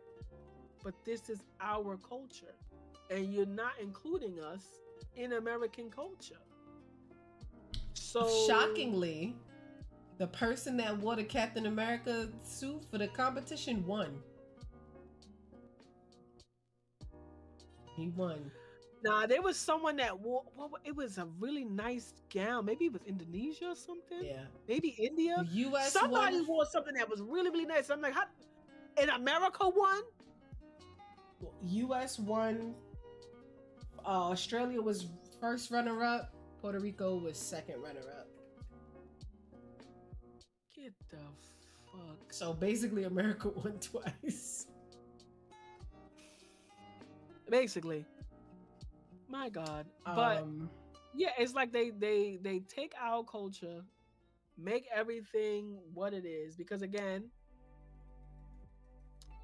like, my thing is like, we need to gatekeep because they can't stand us so much. And this is no shade to the Black UK actors. They do really well. But why you can't hire American Black actors to play American Black roles? Why do you have to hire someone who is voice trained, fine, to sound like us, to act like us? And I'm not saying that everybody grew up in the hood and all that, because, you know, they love putting them in hood movies. Anyways, put us in the movie. There's talented actors here. Why do you got to go across the fucking pond to go scoop somebody up that's going to disrespect African Americans and then act as if they're us? Like, I'm just, my thing is, that's why I'm so hell-bent on like, yeah, we should really gatekeep. Yeah, you can learn our culture because of all the shit that you stole and tore down from us. But that's as much as you need to know. The rest get the fuck on. For music, I can respect white artists and Bruno Mars, who might genuinely appreciate the culture. The corporations come into play and put them on a pedestal and knock us out the way. And it's like, well, fuck it. None of y'all should have access now. And that's what I was saying. I was like, you should have access to the education and you should be able to enjoy the art. Now, if you are inspired by the art to make your own art, fine. But I think that's as far as it should go. I agree, Kuchiki. The corporations being like, and for Black History Month, Vaseline is on sale. Fuck you and your mother. Yo, Like, that shit had me. When I tell you, I think it was February 1st. This was years ago. And it was just like Vaseline commercials just was out the wazoo. I'm like, nah, y'all playing. Yeah, y'all are entirely playing. And that's why I'm like, you, in that regard. And now I wonder, and I guess this is my next question for you, how do you think that social media like changes your access to this information? Because I feel like if before TikTok, nobody knew shit. You had to know somebody to know something. And now you can just scroll. Because you can end up on Black TikTok if that's the content you engage with. So how do we keep them out when they have this, they quite literally have access? You put it out there. We just got to stop putting and that and but so much is out there now, like it's really, if we really can't just be like, oh, halt. And again, like we had Black Twitter and then they tore down Black Twitter. Like I don't know if you've seen the documentary on Black Twitter, but it was like all the bots were created to pretty much break us down. That's why we was like, oh, fuck this. Like they, like that was their insight a little bit into us. And then TikTok, it was just like, I guess, you know, when you're home alone and you just want to cut, again, people favorite line, I didn't expect this to blow up, but you really don't. Like if you had like 300 people and you know most people that was following you is Black, you say a joke, you share something about your culture, and it's like, all right, we all kikiing. Now millions of people done seen it and reshared it. Now everybody's into the tea of Black culture. So it's kind of like, you know, now it's just out there. We just gotta slow down on what we say. Whatever's left, we gotta not put it out there. Because Like, even if we were to try to make our own version, right? Like our own threads, right? Like if we made our own website, infiltrate everything. it would just And get these it. So that's why I'm schools like always want to giving. invite people to the cookout. No, let them eat their raisins by themselves. Like as soon, like it drives me. Like I, you know, at first, you know, this why I'm Dr. Umar Isha now. But into the bathroom again, but I'm listening. It's like as soon as someone has an ounce of rhythm, now they part of the family. No. Todd had 2 left feet. Now he got 1 left, 1 right. Now you want to invite him to the cookout? No. We gotta stop just opening the door. And the problem is, we are such a people that are like community based, but it's just like to a fault at this point. And it's just right. And then when we always like we gonna stop dancing on TikTok and let them create their own shit, because of course they steal our shit and end up on daytime television and not giving credit. It's like, and this just happened with the quarter zip kids. We all knew that the finance bros or the kids that went to like the private schools wore quarter zips, and when we was going to interviews and stuff, we would throw on a quarter zip, or all the boys would throw on a quarter zip. But it was cute to see one young kid be like, oh, we not doing Nike Techs no more, we doing quarter zips. And then it got culture vultured by wealthier Black brothers that aren't African American, and it just like didn't give no credit. It's just like we can even steal from ourselves at this point. And it's like, I don't know. It's hard with social media because we wanna post on our social media with our, especially if most of our followers are Black. We wanna kiki on social media with each other, but also within that, sadly, it gets leaked out to the other cultures. And the thing is, like, when I was younger, I'm not gonna hold you, like, I didn't have a problem with Spanish people using the N-word, and that's only because where I grew up, we all were friends. Like Black and Spanish people, we was all cool. But it wasn't until I went to college, I went to City Tech, and there was the I'm gonna say Indian, they could be Bengali, you know, whatever, and they were like saying the N-word, and I turned around like, you brown, but like, you know, it was just real like, oh no, only Black and Spanish people. And then I was like, yeah, no, only Black people. Granted, we shouldn't use the word at all, but I was just like, yeah, it really. I'm sorry. We shouldn't use the word. I use the word. I'm not saying okay. I don't use the word. Oh, okay. I'm saying we really shouldn't use it. I'm not saying and that. She uses it every damn day. Used it twice in the Every stream day, alone. because you know what? My ancestors ran their ass up here so I could be free. Amen to them. But the point I'm trying to make it's like sometimes it takes time for us to start realizing like, oh, maybe we've been a little too lenient with certain things. Like, so yeah, that social media really cooked it. Is there any way to Because like I don't have access to other people, like the way that our culture is like on social media. Maybe it's just my algorithm, but I don't have access to a lot of Spanish culture. I don't have access to a lot of. Oh, it's your algorithm, because I be all up in the give me the recipes. I'm crying. Yeah. I have like maybe 5 Spanish content creators that I'm like, these are my people, and 2 of them are related. But like, other than that, it's like maybe it's my algorithm, but like I don't see it. I don't see other like, and again, maybe it's because I for sure scroll as soon as I see others, but I'm tapped into like I see sprinkles of other people's culture, but like, yeah, I feel like they're tapped and they wanna watch us. Like it's weird. But that's why my question essentially is asking, can we even still gatekeep with the access that everybody has through social media? Is that even a thing? I know we said all 2026 we're going to do it, but Shorty couldn't even keep her mouth closed in person. Like, she over here explaining what it is. We can gatekeep as much as we can, but I think no.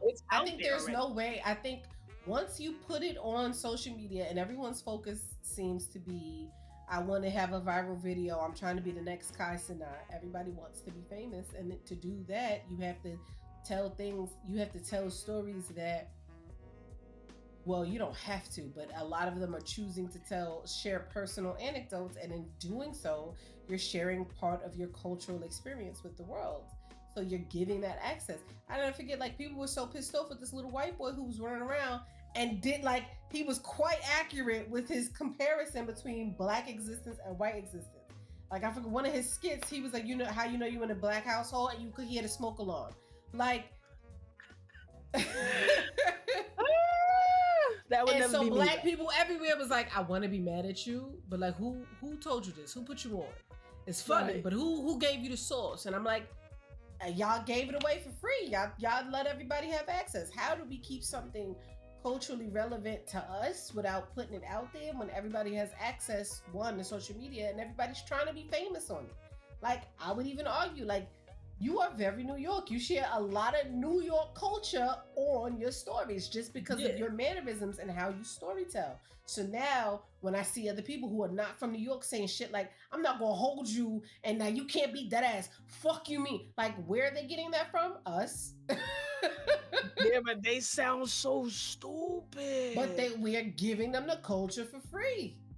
We're putting it online. Yeah, and there was a viral clip of Denzel Washington when somebody was like, oh, how important was it to have Black, I think she was talking about like, it was a film, so like Black directors and whatnot. And he was like, it's not color, it's culture.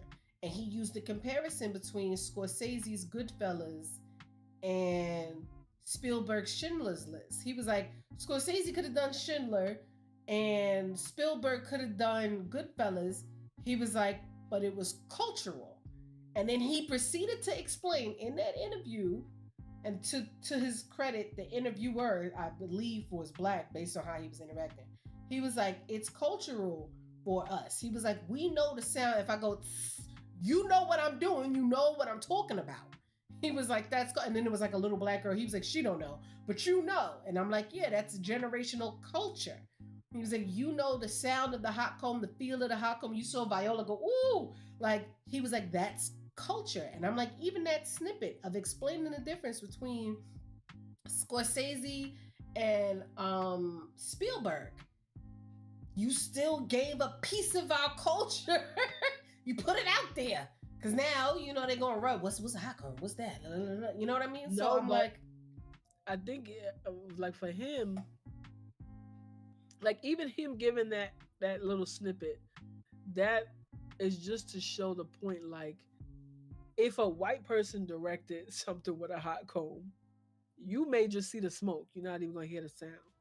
So you would just be like, oh, that's hot. Versus how Viola Davis responded, because you see it, and you hear the sound, you like, oh, you feel your ear, your back of your neck get hot. Like you may not, and that's what he was trying to explain. And I think like there's sometimes we have to open the gate so the nuances is understood why we want Black people in all industries, but in certain spaces why it's very important for Black people to be there, because to them they're just like, well, we watch Black people, we know what Black people do, so we're gonna just write a story. And it's like, you can watch it, but if you're not a part of the culture, or if you don't understand little things from the culture, it'll make a big difference. Okay, so that's why I'm like, yes, we want to gatekeep, but like when we create our art, movies, we can't gatekeep, especially if sadly the director isn't Black, because if I'm an actor and I want this movie to be good, I'm not gonna let you just tell me what to do and I'm like, this don't even, Black people don't do this. Like, you know what I'm saying? Like, this is not a Black experience at all. I'm just acting because you're saying act, but this is, the people watching is not gonna find this relevant at all. But in doing that, you are not gatekeeping, you are quite literally broadcasting the culture to the world. And it's an interesting like line to toe when we are also then saying, I need y'all to stop messing up Black characters. Well, how do they stop messing it up if they don't get access? We can't do both. We can't say you don't get access, that's why we need but Black do us directors right. and writers, because then if they are doing it, it will not be messed up, and we don't need to tell them no. But in doing it, they are broadcasting to the world what that looks like. Like, true. White people flock to go see Black Panther. And granted, that's fictional, but it was still very cultural. You know what I mean? Like, you still showed nuances in how we interact with one another, how we try to hold each other up, like how we hold one another accountable. You still saw some of those things. That's why I think what was the shit called? It's Issa Rae, Insecure. That's why it was so good, because it was all blackity black. We all understood, but we weren't the only ones watching Insecure. You know what I mean? So I'm like, even when we get the things to be in the spaces that we want to be in for our art, there is no way to gatekeep, because you have to share it. This is true, but there are nuances in the show that we know, but other people don't know. That's the part that I'm like, we need to gatekeep, because there's certain things like when we in a room with all Black people or all white people, and there's a couple other Black people, and something happens, we look at each other like, you see that shit? You motherfuckers is wild. Like, we're having a whole conversation and they don't understand that. Well, now they do, because they fucking on social media. But the point is, like, there's certain nuances in shows when we are all Black in the writing room and directing and acting that they may not get unless someone explicitly breaks it down. And that's the part that we're like, those little things we can hold on for now. Like, just shut the fuck up for those little things. Whatever's not on social media and broken down for everybody, just keep it. But then how do we make new stuff to share with one another if we're not doing that? We are sharing with one another. That's the thing. We are sharing with one another. That's the thing. Like, we could, again, people could grow up in Alabama and we from New York, right? Yes, Kuchiki, all Black writers room indeed. Someone from Alabama, someone from New York, we could be in a room and we technically grew up completely two different ways, but we still share certain Black experiences, and we can interact about certain things without having to necessarily both be born and raised in Alabama, or both be raised in New York. That's what I'm saying. We don't have to be in front of each other to all have the same exact understanding of certain nuances of Black people in the space. I mean, it's the truth. Like, you're right. Right. Like, when I went down south, a guy was like, he was talking to me. We was, chilling, and then he was like, "Oh, where you from New York? You from up north? You fucking Confederate." Anyways, I was like, "Yes, I'm from New York." He was like, "Oh, I'm from DC. I'm not that far," but he was living in North Carolina then. But he was like, "Yeah, I could tell." But like, we could have a shared experience without being necessarily from the same exact place. Yeah. So, Uchika except says for we need to build a time machine. southern cousins, I can't understand a word that they speak, and I need subtitles. But we can That's vibe. crazy. No, I understand my cousins. Kuchiki said we gotta build a time machine to go back to '94. We do. That was a time. Remember you being 9? Well, I was 2, but I feel y'all. We just gotta go back to the 90s. Like I when go it to was 97. us. I go about 96, 97. You know, that's when memory. Kaba said, "Fuck you." Yo, Soda yo, y'all cooking. Collectively, me. the collective has spoken. The elders, okay? I'm just saying. I would like to remember. You know, 96 is the earliest I can Didn't remember. you have Damn. memories up to 4 when you almost died? Yeah, You'll that's be what I said. fine. 96 is as far back as I can go. I can't. But this has been lovely, guys. We made our 2-hour mark. I'm proud of us. That was seamless, effortless. We are going to throw this thick ass raid on somebody. I'm not sure who yet, but I am going to figure that out in just a moment. We will not be here next weekend. My niece has a recital, so Auntie has to show up and be loud as fuck in support of her because it's our first dance recital. So, Calba, make sure your calendar's still cleared because I told you about it last time. So, we'll be here after that, though. Unless, Jax, do you want to do a later stream or you want to just scrap it? Scrap it. All right, scrapped. So, we will not see you next weekend, but we will see you in 2 semanas, 2 weeks. Thank you for rocking and rolling with us, home boys and home girls. We will see you shortly. We're gonna throw this thick ass raid on, I don't know, on not me, about to be like, oh, HXD. No, not her. We're gonna go to Dosey Doll. He's playing Arc Raiders, so we're gonna go in there and give him a warm welcome. We'll see you next time. Weekend.